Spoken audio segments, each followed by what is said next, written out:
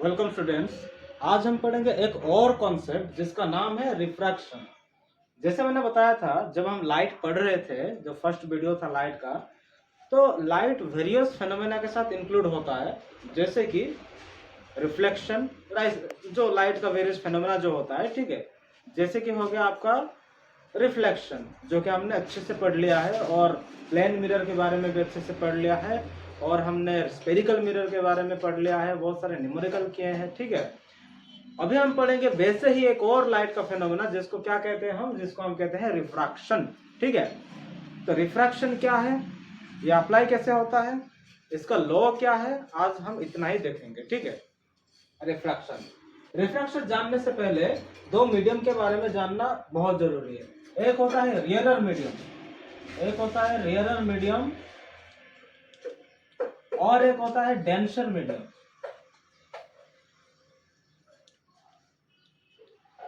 रियरर medium किसे कहते हैं, जिसकी डेंसिटी कम होती है। जिस मीडियम का डेंसिटी क्या होता है, कम होता है, जिसका क्या होता है, डेंसिटी कम होता है। और डेंसर मीडियम किसे कहते हैं, नाम से ही पता लग रहा है, डेंसर मतलब डेंसिटी ज्यादा होगा उसका। फॉर एग्जाम्पल है ना, डेंसिटी एग्जाम्पल क्या है, अगर यहाँ पर एयर होगा, एयर मीडियम होगा, तो एयर से भी ज्यादा गाढ़ा कौन हो सकता है, वाटर, है ना। एयर में ज्यादा क्लियरेंस मिलेगा या वाटर में ज्यादा क्लियरेंस मिलेगा, ऑब्वियसली एयर में। हम जैसे हम देख रहे हैं पानी में, थोड़ी ना वैसे हम देख सकते हैं, है ना। तो जिसका डेंसिटी ज्यादा होगा उसको डेंसर मीडियम कहेंगे, और जिसका डेंसिटी कम होगा उसको रियरर मीडियम कहेंगे, ठीक है। ये हम पढ़ क्यों रहे हैं, ये हम इसीलिए पढ़ रहे हैं कि लाइट कहाँ कब कैसे किस वेलोसिटी में वो मूव करता है उसको समझने के लिए। क्यों, क्योंकि हम जो इंटरनेट चलाते हैं या फिर जो वेरियस एक्टिविटी जो लाइट का होता है, वहां पर रिफ्लेक्शन की वजह से या फिर रिफ्रैक्शन की वजह से क्या होता है, बहुत सारी ऐसी टेक्नोलॉजी काम करती है, ठीक है। तो अभी इसको हम अच्छे से पढ़ने की कोशिश करेंगे, ठीक है। तो व्हाट इज रिफ्रैक्शन, पहले रिफ्रैक्शन को जानने की कोशिश कीजिए।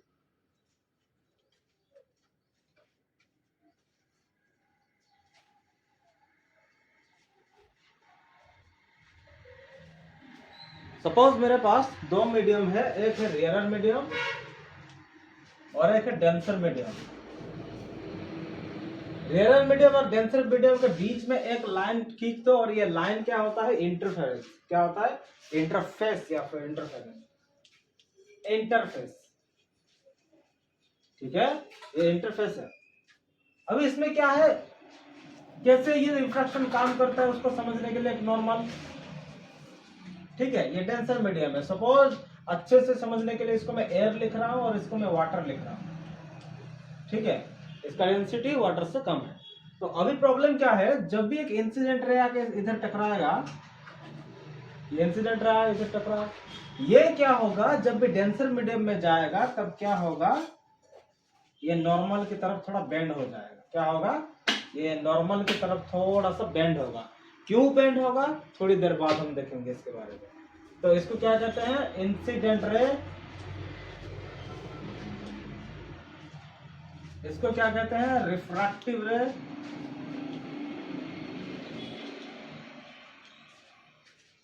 इसको क्या कहते हैं, नॉर्मल, इसको पॉइंट ऑफ इंटरफेरेंस या फिर पॉइंट ऑफ इंसिडेंट, इंटरफेरेंस नहीं, पॉइंट ऑफ इंसिडेंट,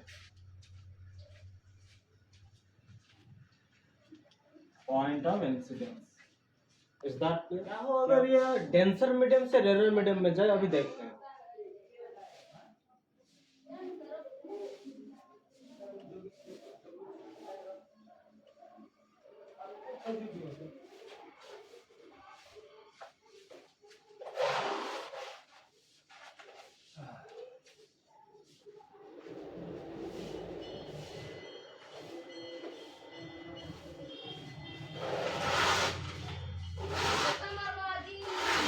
सी क्या होगा, अभी ये इंसिडेंट रे आया, ये क्या होगा, अवे फ्रॉम द नॉर्मल। क्या होगा, अभी अवे फ्रॉम द नॉर्मल होगा, मतलब डेंसर मीडियम में जब रेरर मीडियम में जाएगा तो क्या होगा, ये अवे फ्रॉम द नॉर्मल होगा। क्यों, ये भी समझ। सबसे पहला जो क्वेश्चन था, जब भी ये डेंसर मीडियम से रेयर मीडियम में जाता है तो ये एक्चुअली में ये बेंड क्यों होता है?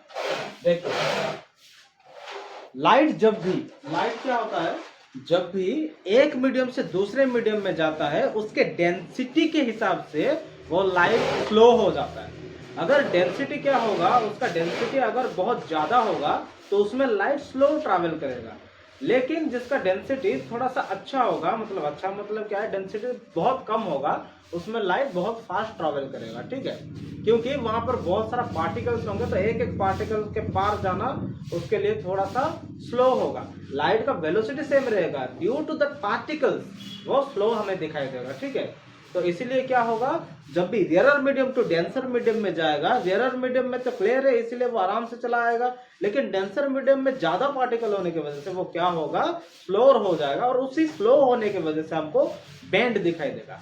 लेकिन जब डेंसर मीडियम में रेयरर मीडियम में जाए तो पहले तो लाइट जैसे आ रहा था वैसा आएगा, लेकिन जब यहाँ पर रेयरर मीडियम में पार्टिकल बहुत कम हो जाएंगे तब क्या होगा, वो अवे फ्रॉम द नॉर्मल, यानी कि बहुत स्पीड से वो ट्रैवल करने लगेगा। आई होप ये समझ में आया होगा।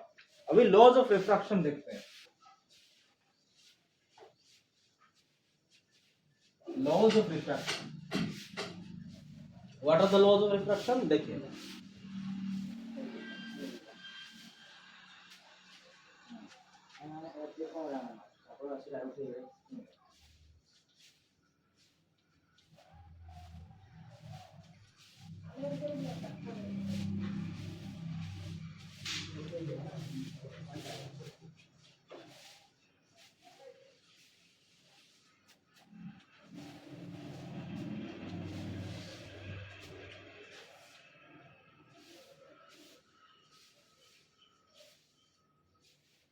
सर आपने तो वही ड्राइंग बना दिया, इसका मतलब क्या है? अभी देखिए, फर्स्ट लॉ क्या है, इंसिडेंट रे, रिफ्रैक्टिव रे, normal at the point of incident. फिर से, इंसिडेंट रे, रिफ्रैक्टिव रे, normal at the point of incident, lies on same face या फिर लाइज ऑन सेम प्लेन। ठीक है, ये जो फेस है इसी फेस में सबके सब रहेंगे, या फिर ये जो प्लेन है इसी प्लेन में सबके सब रहेंगे।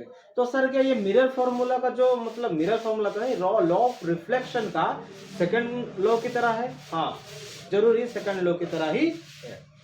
अभी ये तो फर्स्ट लॉ रहा। फर्स्ट लॉ मैंने क्या बताया, the incident ray, the refractive ray and sorry normal at the point of incident, at the point of incident lies on same plane।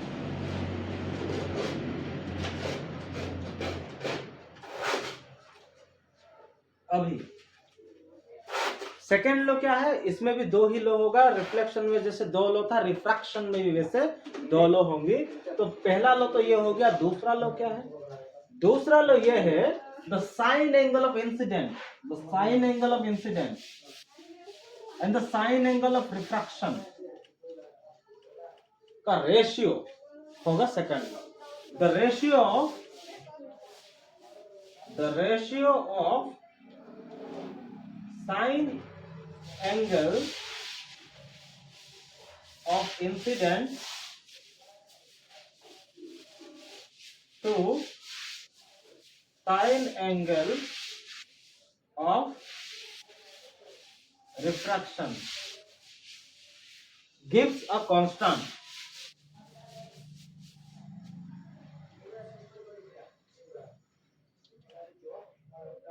called refractive index।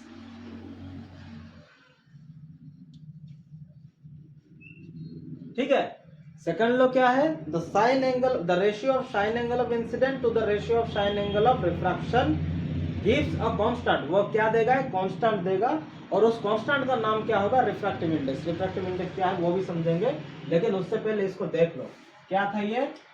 Sign I sine R, sine angle of incident, sine angle of refraction gives constant, और वो constant को mu कहते हैं। और ये mu क्या होता है? रिफ्रैक्टिव इंडेक्स होता है। अब रिफ्रैक्टिव इंडेक्स क्या होता है? एक चीज का रिफ्रैक्टिव इंडेक्स से हमको पता लगता है कि लाइट उसमें कैसे ट्रैवल करेगा। एक चीज के रिफ्रैक्टिव इंडेक्स से हमें क्या पता लगता है, लाइट उसमें कैसे ट्रैवल करेगा। जिसका रिफ्रैक्टिव इंडेक्स जितना ज्यादा होगा उसमें लाइट उतना ही स्लो ट्रैवल करेगा, ठीक है। और वहां पर मल्टीपल रिफ्लेक्शन होंगी, जैसे कि डायमंड में रिफ्रैक्टिव इंडेक्स बहुत ज्यादा है, 2.42 है, इसलिए डायमंड बहुत ज्यादा डजल करता है, ठीक है। उसमें मल्टीपल रिफ्लेक्शन होता है, आए समझ में। या फिर बहुत लंबा रिफ्रैक्शन भी होता है। तो आई होप ये लॉज और रिफ्रैक्शन का कंसेप्ट समझ में आया होगा। नेक्स्ट वीडियो में हम देखेंगे रिफ्रैक्शन थ्रू ग्लास स्लैब, ठीक है।